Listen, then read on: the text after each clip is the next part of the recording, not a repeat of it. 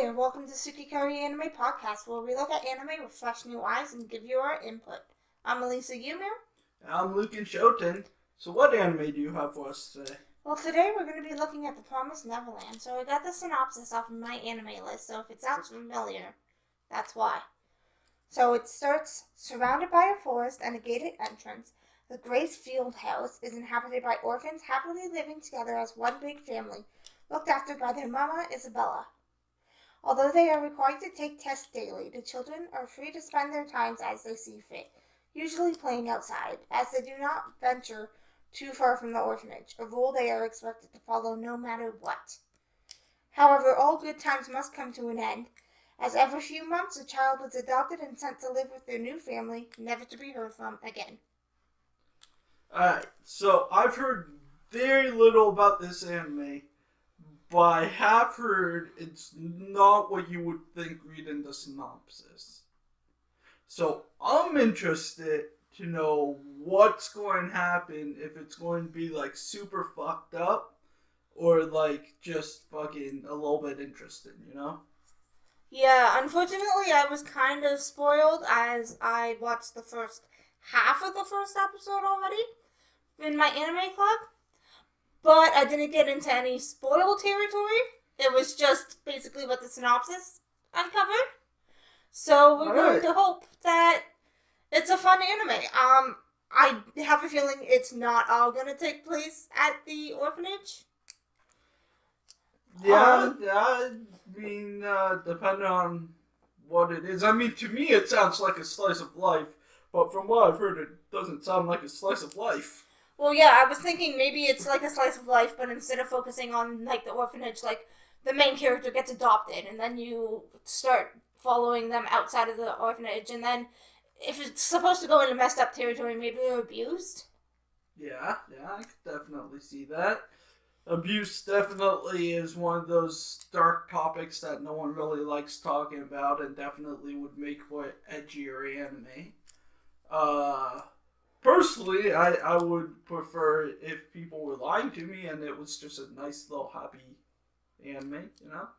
Well, where have you been hearing that it's going to be a messed up anime? A couple friends, a bunch of people online. But like I said, I haven't really heard much of this. I have heard that it's extremely popular though, so I am very much interested in watching it. But, let's just hope it doesn't go the same way Goblin Slayer went for me. Yeah, hopefully there's going to be no rape scene in the first episode. Oh, that was the only good part. Well, we're going to watch the first 3 episodes and we'll get back to you shortly.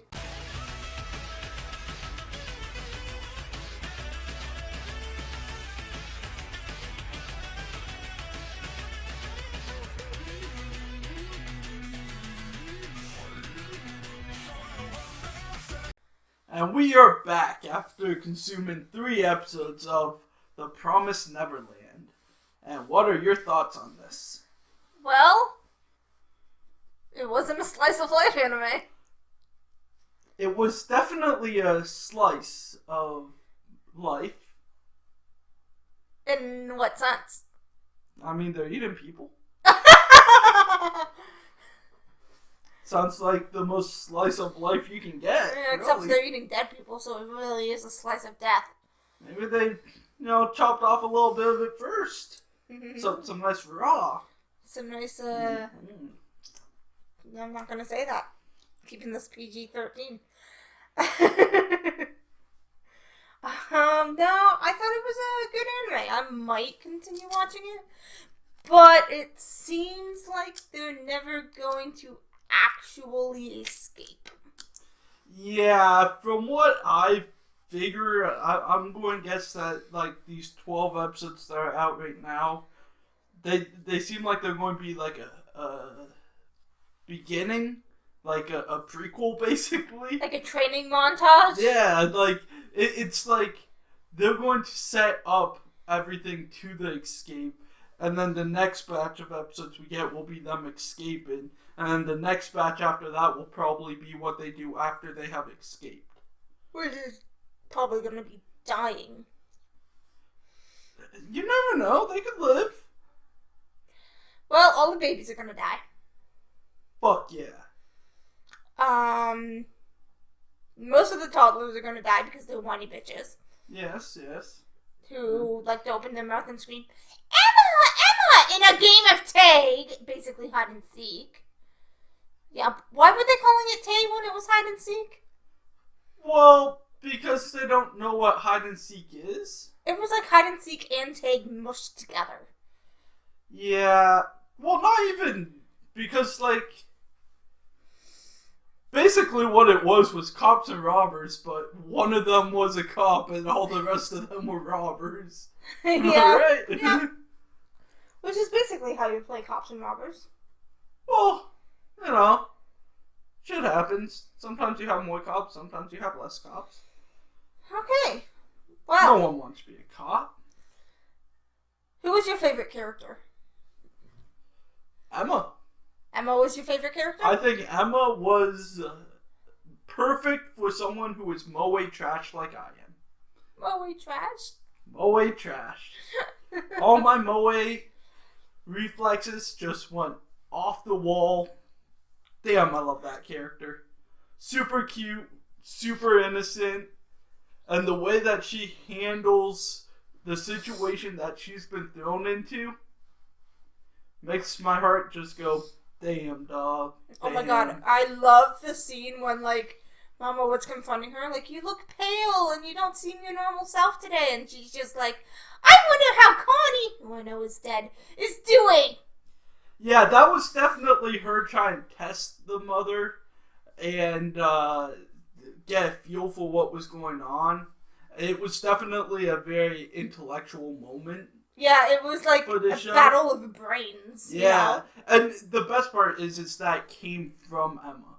Because you would expect that with, like, the two others, who are the older ones. What are their names again? Norman and Ray. Yeah, Norman and Ray. You'd expect that from Norman and Ray because they're the calm ones who think everything through, really intelligent.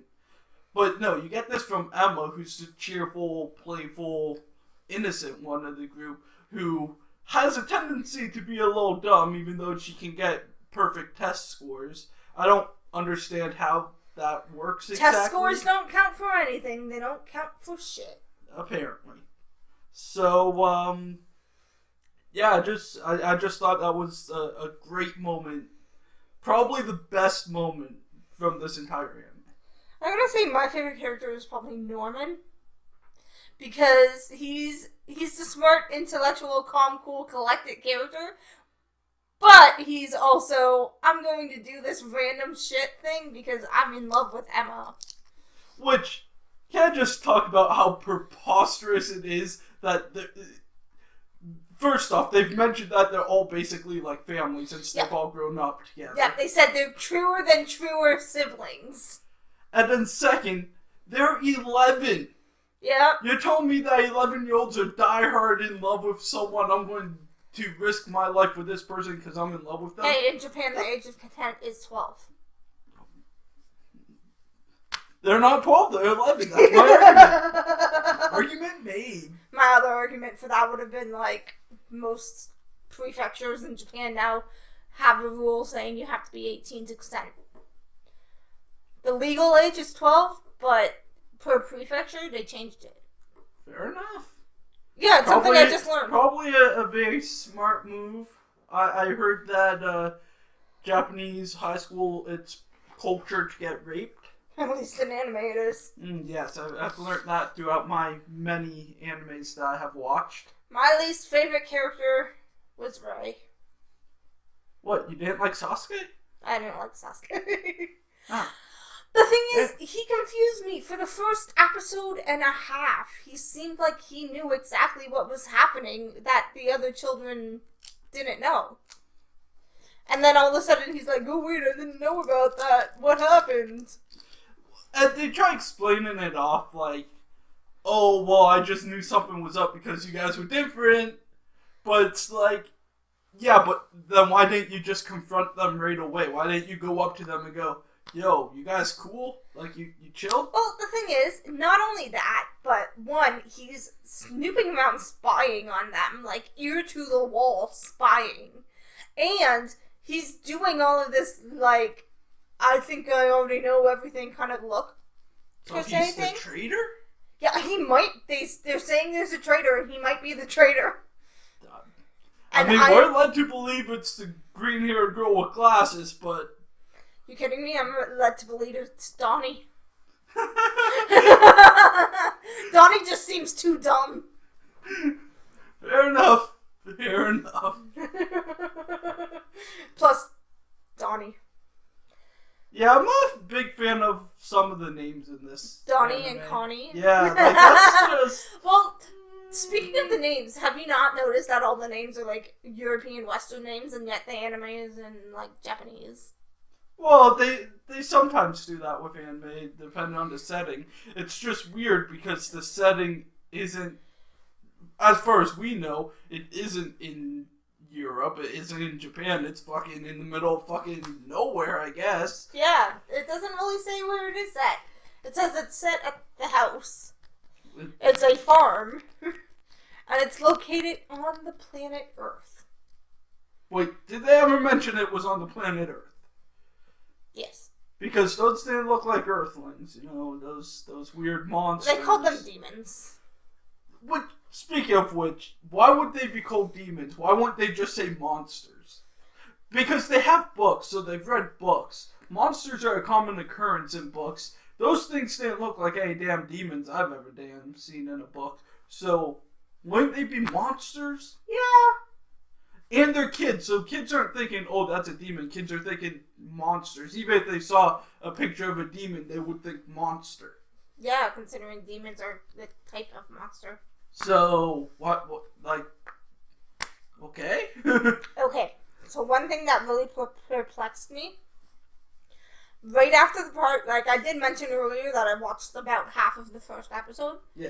Right after the part where I stopped watching, which is where Connie was leaving the house, she had her bunny with her.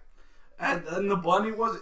My thing is, I think, because they didn't show her leaving, they showed the door that closed was to the room that I think they were cleaning after. So they probably took the bunny away from her in that room. They might have... Well, they couldn't have killed her because she was walking away. But we didn't see the bunny in her arms when she was actually walking at night. Yeah. Because we just saw her from behind.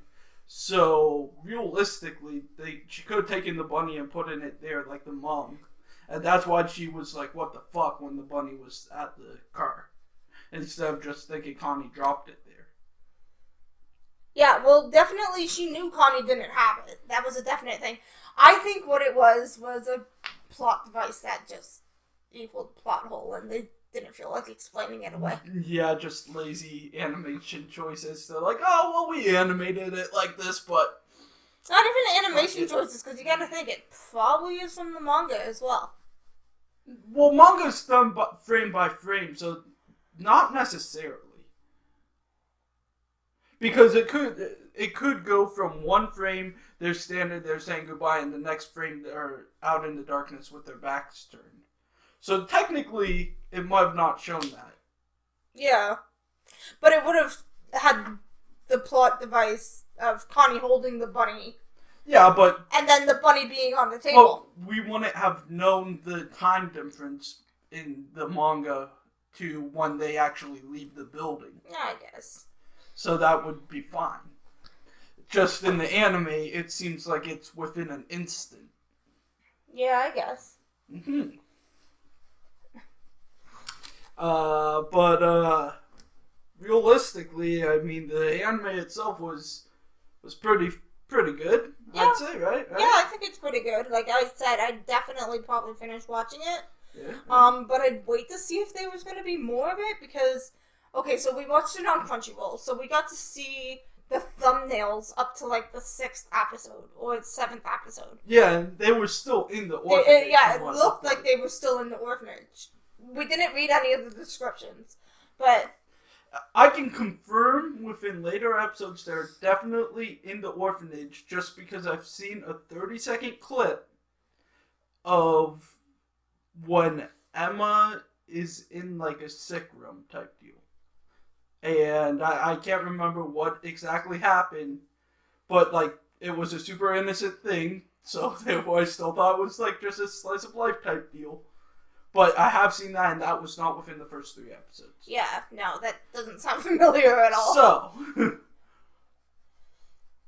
So like, how long are they taking? Okay, so they have 2 months, basically, is what they... I guess 2 months is a long time. Well, they think they have 2 months, but they really should be hurrying it up, because if they're suspecting that Mom knows, which they know that Mom knows, and actually, that Sister Krone knows... Something that really confused me is in the last episode that we watched, they kind of mentioned that, oh, she doesn't suspect us anymore, talking about Mom. But then they went on to say, oh no, she suspects us, she just has someone watching us. How was that line even crossed? I think it's, they don't suspect those 2 anymore, or those 3, and but she still suspects someone in the house. But my thing is, how would they think that she doesn't suspect those 3? Like, what type of evidence was proven that they didn't suspect those 3? Yeah, there was no evidence that was proven of that whatsoever. You know what that I really liked? Well, not really liked, but one thing that really caught my attention was that Mama was like Isabel. Yeah. She was like, I know it's 2 of the older children. So she doesn't suspect all 3 of them. So I'm wondering which 2 she actually does suspect. And this was after her conversation with Emma.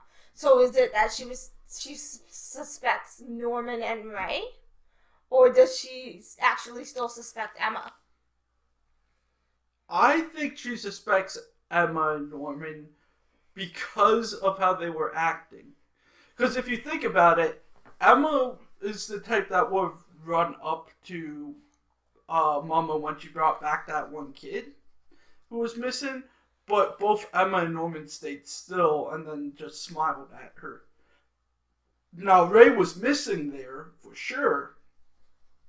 But those 2 weren't doing what they probably would have done. Yeah. So I think she does suspect them. I don't think she suspects Ray. Which could lead to something interesting, because if she doesn't suspect Ray and they figure out that she doesn't suspect Ray, then Ray would be able to get more information than the other 2 would. Considering Ray seems like he does a lot of the housework as well. Considering he looks like Sasuke, I mean, basically a ninja.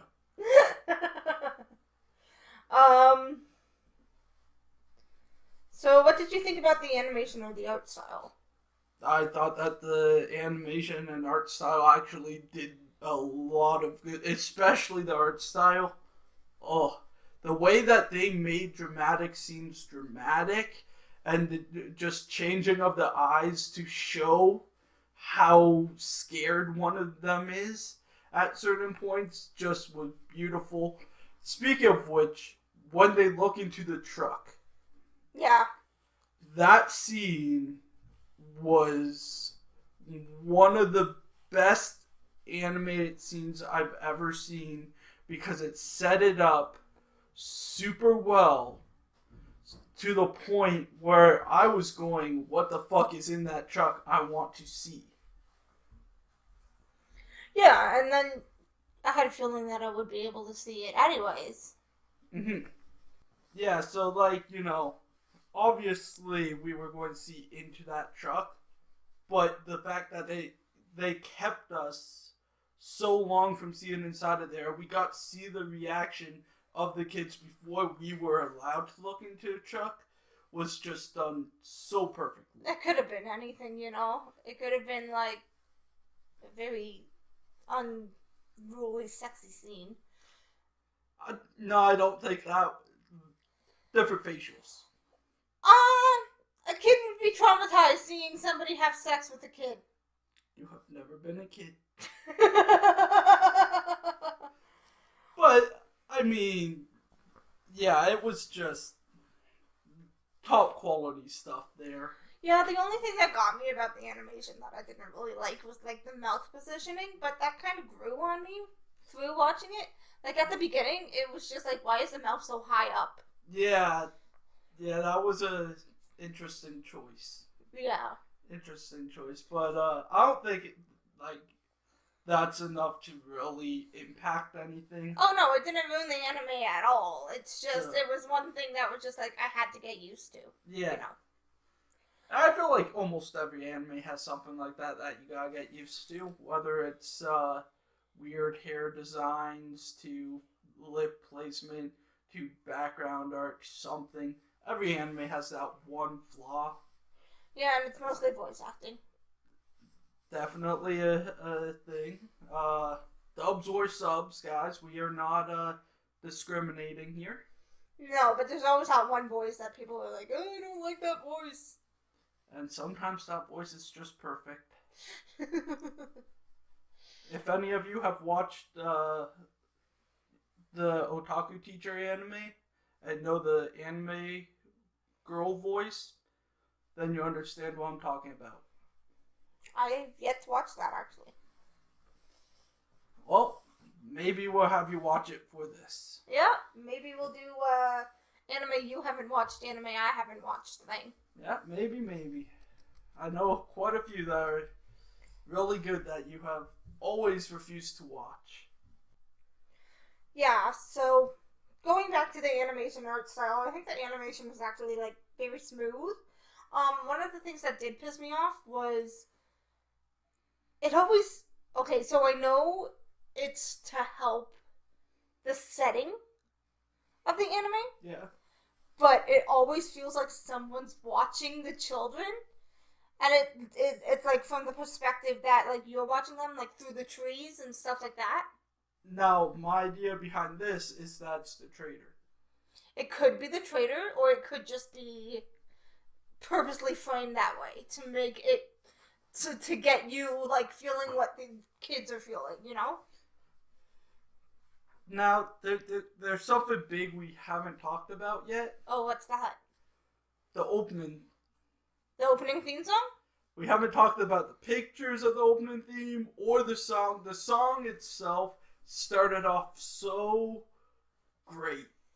Only way I can describe that. So great. And then got to the lyrics and I was incredibly saddened. It was so good until the lyrics started. Like, what was it about the lyrics that you didn't like? Well, when the lyrics started, it went into more of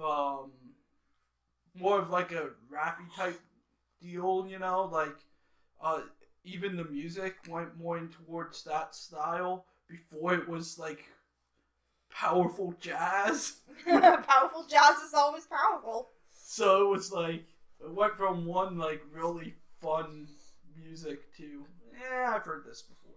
Yeah, that's true enough. But the pictures. Why was she happy? I love Emma. As I've said before, I think she's just a fun, good character. But if this theme song wants to get over this show like a theme song's supposed to, why is she happy in every single frame? Like, there's some frames that she looks like pissed off, but that's pissed off, not scared, not traumatized, pissed off or extremely happy. And I just, like, they're running through the forest. Shouldn't they be running for either training or to escape? But and she's just, like, having the time of her life. Yeah, she jumps over that log or a rock or whatever, and giant smile on her face, and I'm just like, why are you happy, girl? Also, the only reason I could tell that Emma was a girl was because she was wearing a skirt. Like, she definitely looked like an in-between, like, wasn't still-faced, but once she, like, starts smiling and stuff, she definitely looks female. Yeah, I suppose. Especially when you get used to her. And then they bring in fucking Emma Jr., I don't care what her actual name is. I don't even remember. I think her name's Carol. Yeah, but it's Emma Jr. Yeah, I'm like, oh, look, it's baby Emma. Because they look exactly the same. They are actually sisters. Yeah, probably. That is my early prediction to this. They are sisters. They will never figure out that they're sisters, but we the viewers will figure out that they're sisters. Yes. So anyway, on to the final verdict. I can't really think of anything else I'd like to add. Other than Norman putting words into Emma's mouth. When did he do that? When he said that Emma was scared for everyone else, not herself. Oh, yeah, that's true. Emma never openly said that. She did say she wanted to save all the other kids, but she never said at that moment that she was scared for everyone else. She was definitely scared for Connie, but when she started crying, she was like, oh shit, it's Connie, and then it's me. And then it's everyone else. Kind of putting words in her mouth. She definitely had some fear for herself. No. But yeah, so, verdict? Verdict? Good anime. Stretched out anime? Pacing problems, for sure. Yeah. Basically, they could have done everything, within these 12 episodes of what I'm guessing is going to be leading up to their escape. They probably could have condensed that to about 4 episodes and gotten everything in. Yeah. They didn't need that much space. But they do a good job at making it seem like it's relatively fast-paced or normal-paced by putting in a whole ton of information and a whole ton of scenes and stuff like that. Yeah. So, like I said, just the pacing wasn't great. Yeah. We'll just say that. It wasn't great. It could have been better. But I like what they did still. Yeah, other than that, it was pretty good anime. Yes. What would be your score out of 10, 1 to 10? Currently, I would probably give this, maybe about a 7.5. I think it was a really good anime. It did have some flaws, like I said, with pacing. The fact that we don't really get, at least currently, we haven't gotten very much character development for any of the other characters besides the main 3.